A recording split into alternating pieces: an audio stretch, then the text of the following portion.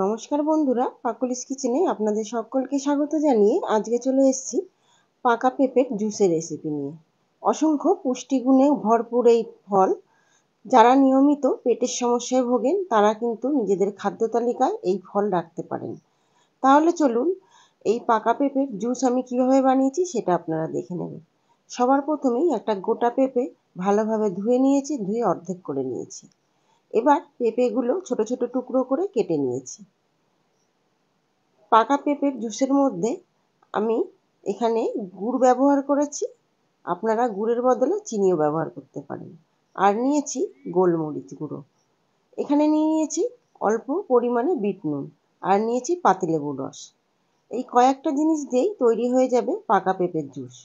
প্রথমেই কেটে রাখা পেঁপেগুলো আমি মিক্সি জারের মধ্যে দিয়ে দিলাম। সমস্ত পেঁপেগুলো এখানে অ্যাড করে দেওয়ার পর এবার দিয়ে দেবো আখের গুড়। প্রথমে বলেছি আখের গুড়ের পরিবর্তে আপনারা চিনিও ব্যবহার করতে পারেন। গোলমরিচ গুঁড়োটা একেবারে অপশনাল, আপনাদের ভালো লাগলে দেবেন, নাহলে স্কিপ করে দেবেন। আর দিয়ে দিলাম অল্প পরিমাণে বিট নুন আর পাতিলেবুর রস। ব্যাস, এই দিয়েই তৈরি হয়ে যাবে আমাদের পাকা পেঁপের জুস। আর দিয়ে দিলাম একদম ঠান্ডা জল।